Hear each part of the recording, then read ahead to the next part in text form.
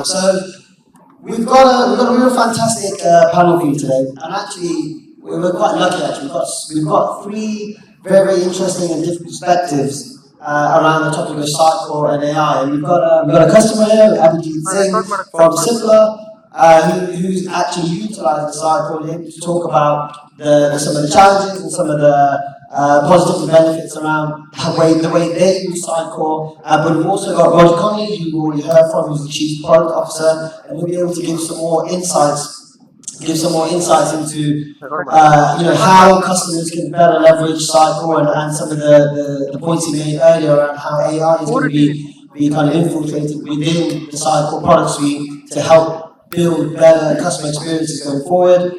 And then we've also got Sheetal Jain, the CTO of Horizontal Digital, who's also got a different perspective from the partner side, who's done multitude of implementations over about 15 years. And so there's a real melting pot of ideas and thoughts from these three panelists. And the whole conversation is going to be around the future of DXP and how AI is going to be changing that track, and more importantly, how brands are going to be able to utilize that and to build better connected experiences for their own business, but also for their customers. So without taking any more momentum, I'd love to invite Abhijit, Sheetal, and Roger to the stage. A round of applause.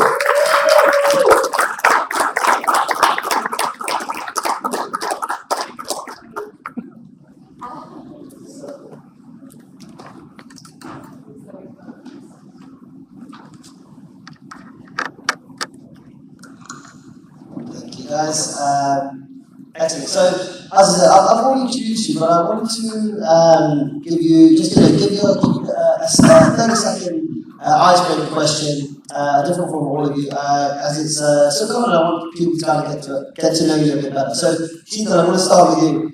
What is your favorite thing that you miss about India?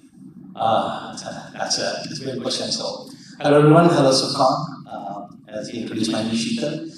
What is the most important thing I miss about India? There's a lot of them, but the first and foremost would be the climate and the food. I live in one of the coldest cities in America, where temperatures go to -20. And probably in food, I would say the mangoes. The definition of mango, a large part of the world doesn't know that mango could come in 180 different type of varieties, but then a mango is a mango. So I feel, that's something I really miss. Wonderful. Mango happens to be my favorite food as well. Excellent, thank you. Roger, is it your first time in India? Yeah, first time. Excellent. What are your first impressions? What are your first thoughts? The traffic is something else. I haven't seen much of it, so I'll be honest, I probably see this hotel, and that's about it for the moment. So hopefully in the next couple of days I can kind of extend my view of the world here. But excited to hear, like I said, I love the food, so I have to try some of these mangoes now. Awesome. Look, I think the traffic is something more probably experienced the past couple of days.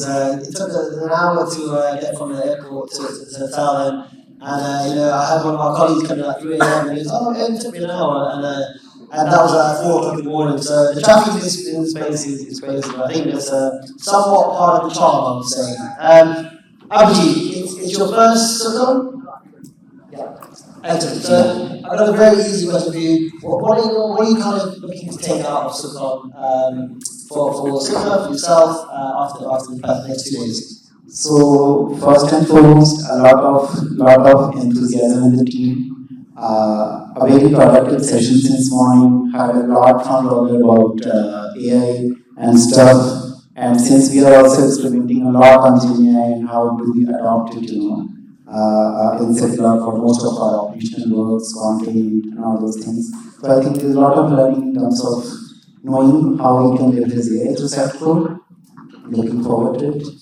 I really hope you were able to do that, and we'd love to see you back the next kind of year and every year going forward.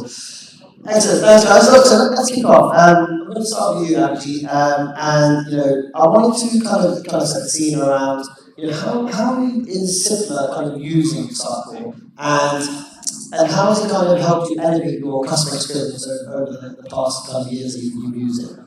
So, a very smart question. I want to answer this, but before I start answering, Some quick context. In Cipla, there are two ways we interact with our customers.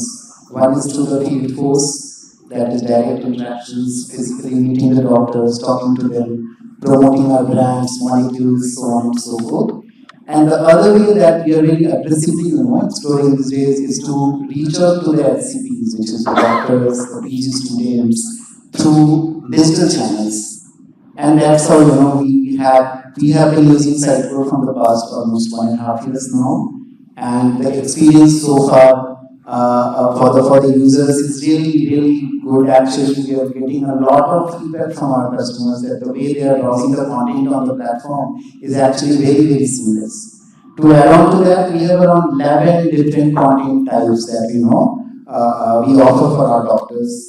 And we are leveraging it all through this headless architecture that we have now through Sitecore. And all the content that is there is coming from different sources. All of it is being staged on Sitecore, and it's so simple for us to upload all this on the experience layer for the users to consume actually.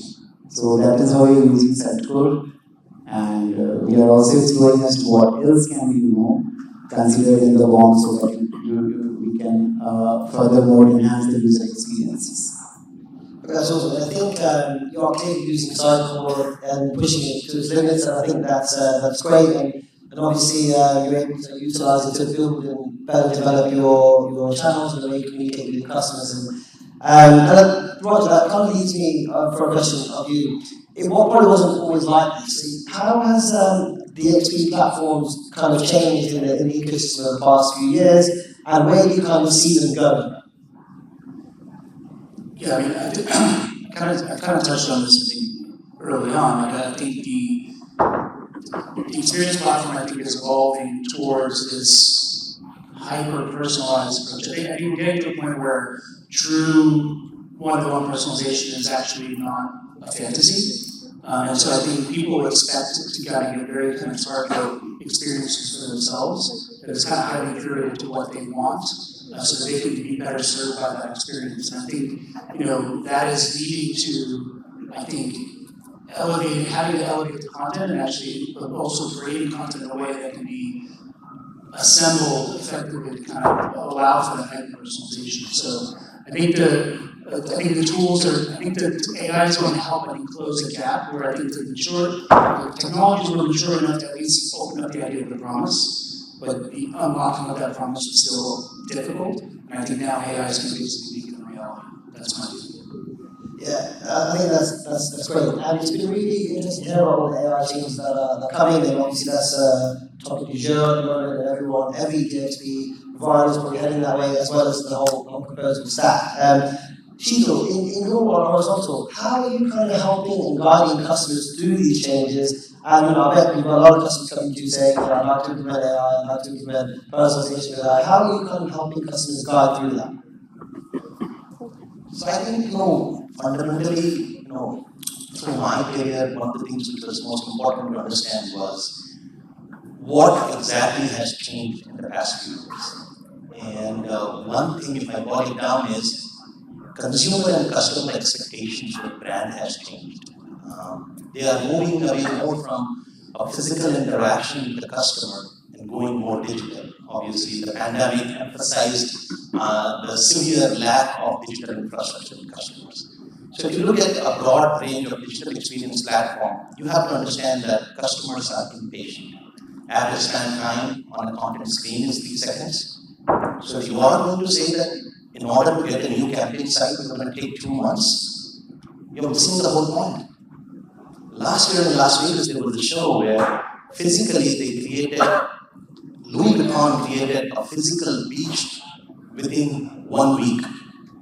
Imagine creating a digital site taking 3 weeks. It's just not going to meet your customer needs. So fundamentally, that has changed.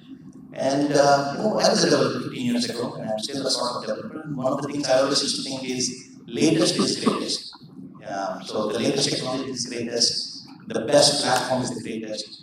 But oftentimes, over the years interacting with customers, I realized that business value is greater. If your technology cannot provide that core business value and you cannot measure it, then it fails the whole purpose of that technology. A lot of you are customers, you are developers, and you are asked to be developers. And one of the things you have to also keep in mind is, as consultants of technology, how do I generate and bring value? So, digital experience platforms, for the most part, you all know monolithic platform-based engines are there. It catered heavily to the marketers, as you know. Then this era came about headless, which took the stream way too far for developers, as Roger was mentioning. And then there is the sweet spot, I would say, that can you balance a digital experience platform, both for developers and marketers, yet reach your customers faster? So when a customer comes and says that, hey, I need to upgrade, or I need to go to XM Cloud, and this is for Sitecore customers, by the way. My question to them is, what are you trying to get out of it? What tangible business value, and what problems are you trying to solve? Because the answer is, you could very well stay on XP, on 10.4, because that meets your business needs.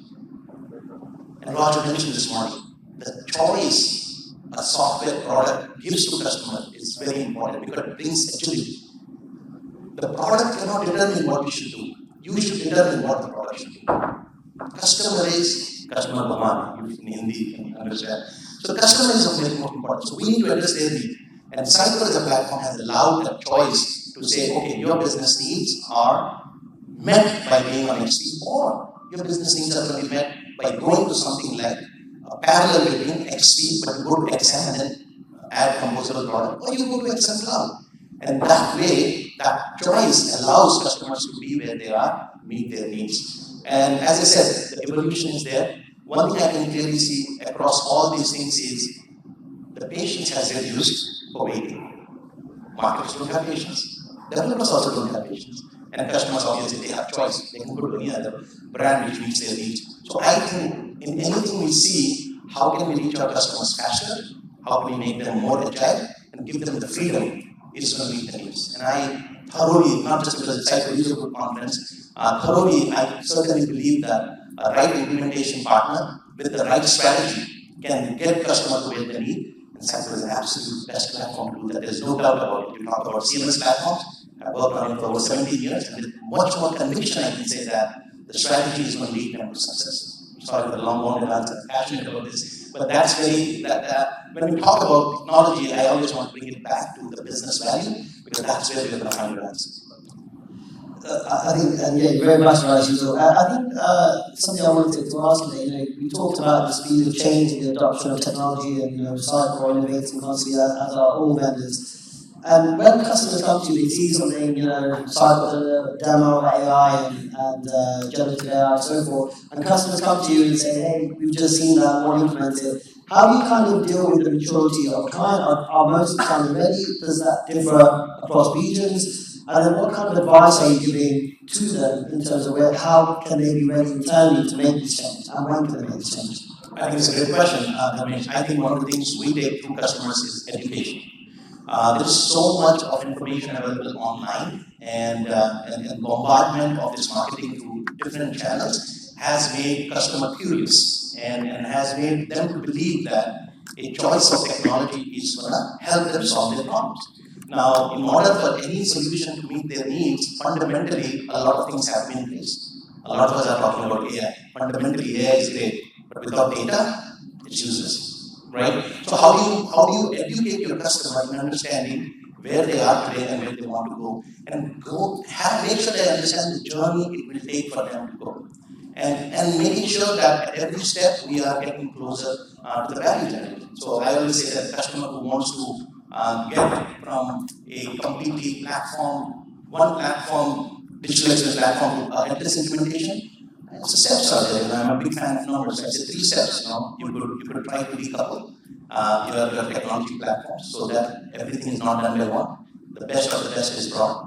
And then you slowly modernize it. And modernization means that getting a product to a place where the capabilities are there. In that step, you basically think about build versus buy. Like if you ask developers, oh yeah, I can build that product. But do you want to build that product? Do you want to maintain that tech debt? Or do you want to buy a product which is meeting your needs? And finally, innovate on that. And I feel that you can't innovate if you don't follow the first 2 steps. So I think education is first and foremost important. Second, guiding them through a path which is nimble, agile, and give them value at the frequent junction. I think that convinces the customer that this is the right platform, because more often than not, customers are learned. We have seen Gartner reports, Forrester's, IDC, but all of these reports are based on the features of a product. Oh, I have 126 features. Great. But how many of them apply to you? Is the question I ask. Because there may be something in the leadership quadrant or even a challenges quadrant which may meet your need. So the evaluation has to be with experience and a lot of strategic vision. And oftentimes I personally feel that customers generally make that decision based on the information available on and doesn't the research or guidance. And I believe that customers should go through a deeper analysis, competitive analysis, strategy, and a plan to execute that. And I think that is where the customers will get the most out of it. Thank you very much, Suzal. Great answer. I wanted to move away from necessarily talking about Sitecore specifically and talking about content. So Roger, I've got a question for you. How important is the role of content in crafting experiences from your perspective? It's a bit kind of, I think, trite to say content is king. I think that's kind of been run into the ground, but I think it is very much true. Right? I think in order for you to actually deliver, if you take it even a step back, right? Everybody all day interacts with brands and technologies in your day-to-day lives, and it's just content-rich and compelling, and it kind of brings you back. Right? And that's what people's expectations are basically being set as, right? So you can no longer do business in the old way where you kind of have very kind of flat, kind of, visually, vanilla type of kind of experiences. You need to kind of really stand behind it with like really strong, powerful content. And I think what the benefit of Sitecore is actually, content is our game, right? So we basically created the content management, the web content management category. We've got a world-beating product in Content Hub. So content is really fundamental where all of our investments are going to go. The experience itself is actually an expression of content. It's really it's a way of actually activating content. But at the end of the day, the content itself is actually driving the entire engagement with the customer. So we know that brands can differentiate with good, compelling content, materially outperform brands do not. And we know it drives better retention, it drives better brand loyalty, ultimately drives better conversion. So, I think it's very much relevant and will remain relevant as we move on. Yeah, and I think over the next coming months, we're seeing already how content is now forming a key part of some of the Sitecore products and innovations, and I think we'll see that going into the second half of the year. So with that in mind, I have a question for you. How do you currently kind of manage content at Simpler, and what are the kind of challenges that you face with that?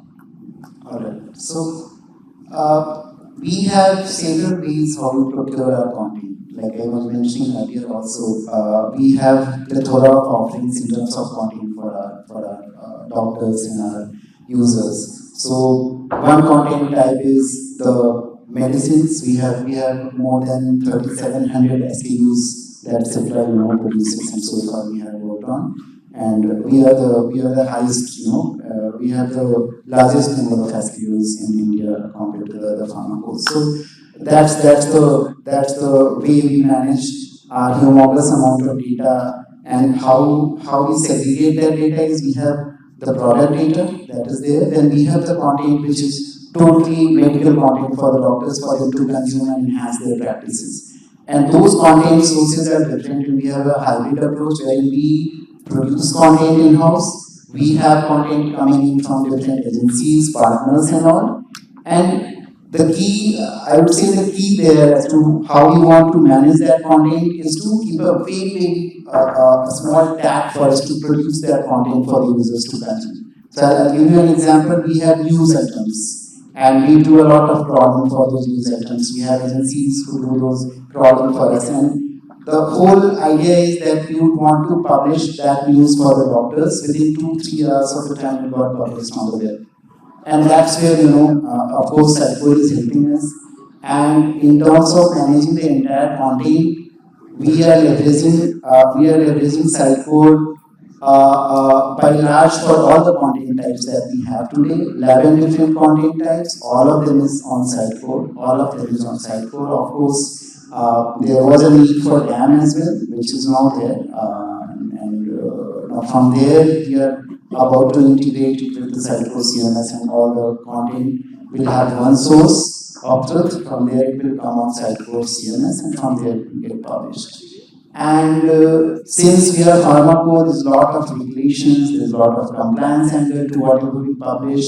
So we are managing it within Sitecore, where we have authoring, we do authoring, and then if need be, we moderate that data, and then only it gets published. So there is a fencing there where we kind of see if this data can be published or not. And that's where we are also exploring as to how we can minimize that timeline in terms of publishing our content. We have a data lake where we have all our users' data, and but then we don't host content over there. All the content is hosted on Sitecore itself. Amazing. And one of the challenges that we've heard a lot of customers kind of talk about in the past when it comes to kind of having content teams, and do you have like a large content team at Simpler? Is that a challenge, or is that people do multiple hats? We have a very small content team. One of my content team members is here, and most of the content that we manage is happening on the platform itself, on the CMS itself. And yes, for the SME, for the medical SME, we do have a team of senior doctors who kind of moderate all the content that we have on the platform. But yeah, when it comes to managing them, we are managing them on Sitecore itself. Yeah, Vijay, you didn't answer the question about what challenges you have there. Like I mentioned, the only challenge that we have is how soon we can, produce something for our users. How that can be, minimized, and how. I mean, what are some of the ways we can do that? It could be leveraging the GenAI capabilities that we have, and maybe I'll talk to you guys offline today to how we can do that. But yeah, that's where we are struggling. We do have certain larger tasks which we would want to control, and we are figuring out as to how do we do that. That is the content challenge, and then whatever we have on the experience layer today, we actually want to minimize the time. If say we have some business request that comes in and we have some launch that is happening, the business teams would want it to happen as of yesterday. So that's where we would also like to understand as to how it's happening. As we speak, that is happening. Earlier, anything that we used to publish or we had to publish before the Sitecore era, we used to do coding for that, front-end development is happening, generation is happening. So I can see all that has reduced now. Today I have to publish a banner. One of our team members can go ahead and do it if we have the collaterals ready. So that is it's happening. But when it comes to challenge, one simple ask is that how we can minimize the timelines for something that is a bit I would say complex to configure at the backend or something. How can Sitecore help us do that? Maybe that would be one of the challenges I can talk about. That's perfect. Question for you, Sudhir. My question was going to be like, how are you kind of helping customers with some of these challenges that Abhijit just mentioned, and guiding them through creating a content strategy, but also how do you help clients and customers select the right tools for processing this content and choosing the right mechanism to allow brands like Simpler to publish faster? Yeah, my whole life has been how can I do something faster? Being a developer, and how many of you here could raise hands and say you all love Sitecore publishing and it nuances, raise your hands. Like how many of you have tried Sitecore publishing in their career and have felt that was something could be done better? It's okay, we can talk openly and honestly about it. It's a developer community. I think fundamentally when you talk about content, I think organizations have changed from single channel to multi-channel. By that what I mean is that content in most cases was generated for a single channel. You would have a web content team, you would have a mobile content team, and you would have an email content team, and you would have a digital kiosk content team because their jobs are very different. They do it very differently. Funny if you find that 80% of content is that same, right? So three aspects of content which are really important to understand if you're a customer or even a developer. The strategy is going to be how can I make sure my content is usable? Pretty simple in its term, but very complex to implement. How can I make sure my content is atomic? And by atomic, what I mean is small enough that it can fit the needs, but large enough it can be scalable, right? So I want to make sure my content is atomic. And third, how fast I can curate my content and create experiences out of it. Because at the end of the day, if you want a contextual and relevant experience for your customer, it has to be personalized, which means variations comes into play. Now, historically, if you ask as a technologist, I believe that early on when you read about scalable architectures, you would hear this term about service-oriented architecture. And in that, there is a concept called separation of concerns. Today, if your presentation and content is glued together, the way the page is composed and the content on that page, if it is glued together, it will pose scalability challenges. It will pose challenges which will tie you to a specific channel. So for example, if you have a site or our website today, and if you have content in the content tree, and you have presentation in the presentation layer, they both are tied to each other, they are married to each other. So how are you going to reuse that content? It's just going to get complicated. But imagine a world or a scenario, these both are separated. Your presentation stays inside your site, build a page, build a content editor. But then your content is separated in its own area. The world where these two things happen, I think is just going to create amazing opportunities where a strategy has to be that agnostic of how it is shown. My content strategy should always think about what is the tone of my content, what is the sentiment of my content, and I cannot think about it, oh, this is a Sitecore content or it's a web content. No. Get out of that mentality. Then the freedom to express content is multiple. And then it is a lot of things I'm saying in the same sentence, but if you were paying attention in the morning's larger session about rapid content generation using AI capabilities, it clearly shows that content was being displayed without any presentation expectations. Presentation, your developer solution has full freedom. So the day we do that, I think that's what we're looking at. Great answer. I was just going to ask you, to finish that topic off, how do you think AI is going to be change the way the content is kind of goes to market and at the speed at which brands can kind of publish content and create content as well? You're asking questions. How much time do you have left? Okay, 10 minutes. All right, it's a very, very exciting topic. So based on my knowledge and my education, if you again, I would like to branch out deeper topics like AI into more business-friendly terms. So AI is going to help organizations do two things: increase productivity in what they do. At every stage, at every junction, they are going to increase productivity. If you see yourself spending a lot of time doing one thing, repetitive tasks, think about AI. It's going to help you. From content generation, sentiment analysis, reviews, everything. Second aspect and more important and deeper aspect is going to be the decision-making ability of an organization.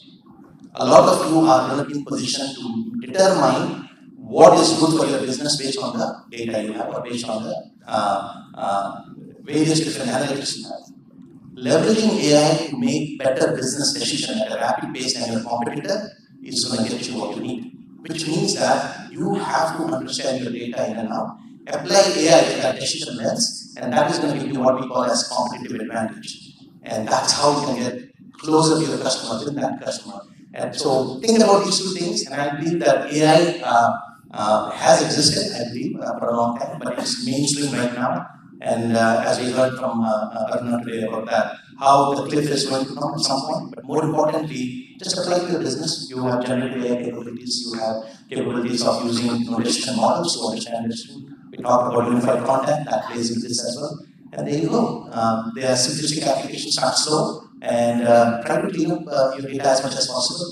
The better the data, the better the results are. I always say, what is the challenge in implementing successfully data? And what is the solution? Data. So that's where the challenge and the solution is data. So how do you focus on that is going to be the key.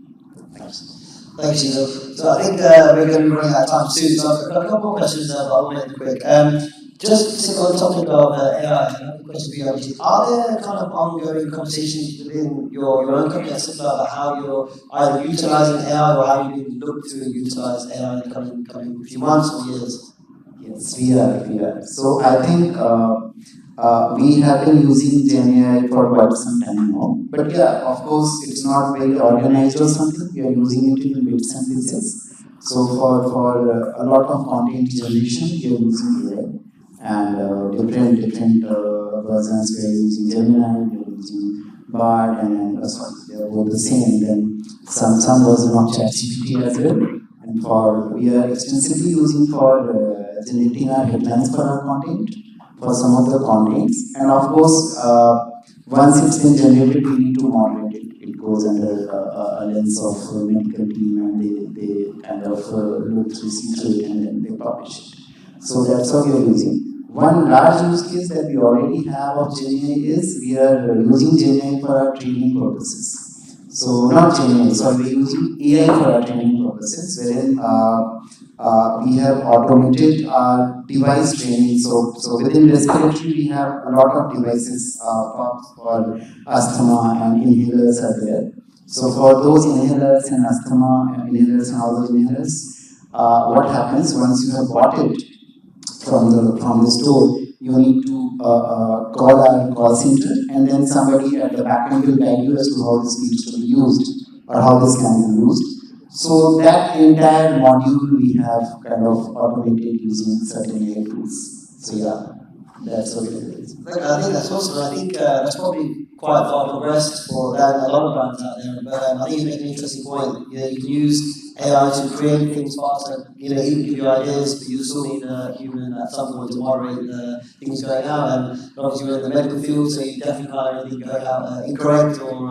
But it's not yet widely accepted, you know, and in the medical fraternity, no, because there's a lot of reservation around the kind of data that it is, you know, producing. So is the data even authenticated, or can it be actually used for certain treatment purposes or not? So those are certain topics which are still on the table. And as we progress, maybe within a span of a couple of years or something, it will mature, I think. I couldn't agree with you more. Right, I've got one more question for the three each, and then I think Thomas can kick us off stage. So, Roger, question for you. What piece of advice would you give to the community here? And could you say it in Hindi? And have you learned any Hindi words or any local language words? Okay, I'll answer the second question first and say I have not, so and I apologize in advance. So after this, if anybody wants to come give me some pointers, I'm happy to take some. And by the end of the week, maybe I'll be able to kind of have a basic conversation with some of you. You know, from an advice perspective, I think, I think it's, I would say stay curious. I think the market is changing very, very rapidly. The technology is outpacing anything that's ever come before us. I think I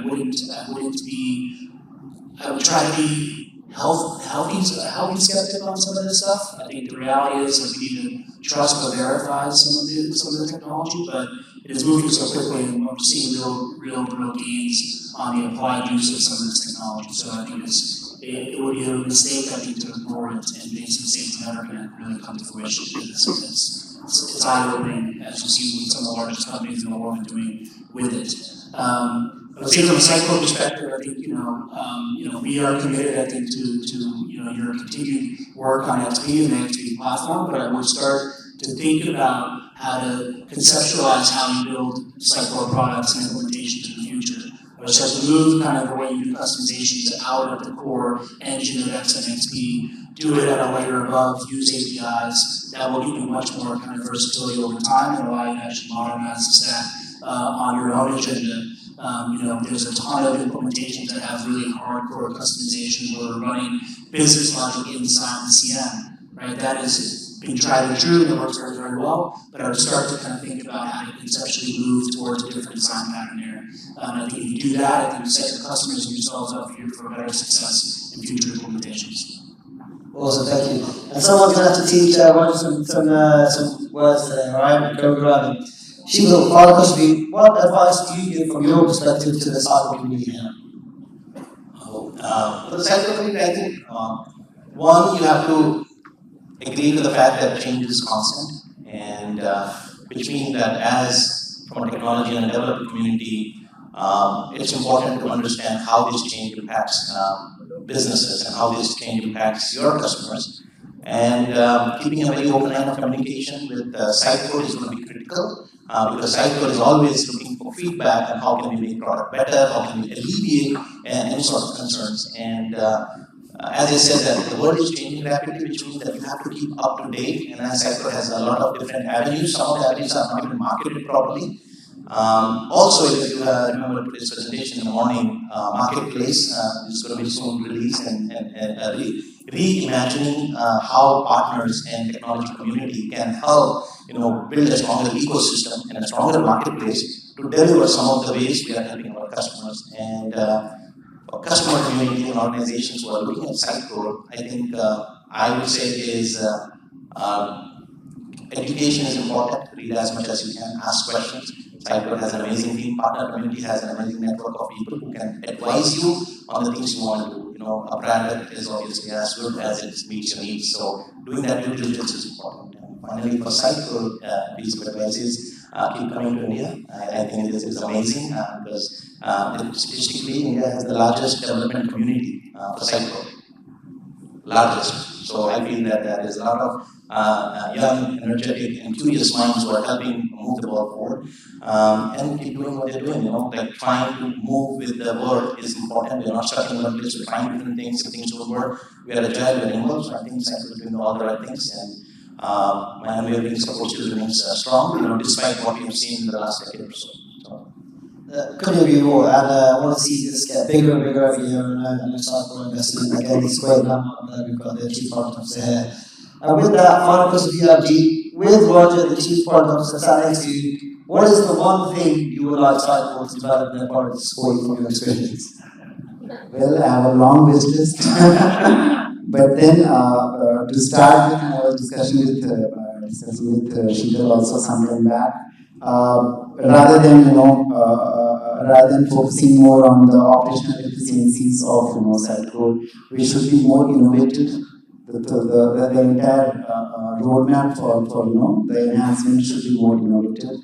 And a couple of things that I can think of is, say today I have a section in my website that is around services. So a lot of doctors reach out to us for their services. They request us something, and then we have some 7, 8, 10 service categories. And as of now, we are managing it through some plugins where we do the ticketing and other such things. So just wondering if we could get a very, very basic module also, which helps us manage all those tickets somewhere at the back end. That would be really helpful without adding any bomb to it. So, of course, yeah, so that's it, yeah. I won't let you answer that much, but yeah, could you get that one? But thank you very much. And I want to just round of applause for our panelists. Thank you very much. And I think the guys are around today and tomorrow, so if you have any questions for any of them, please come and find them, or let myself or Thomas will guide you. So thank you very much, guys. Very much appreciate that.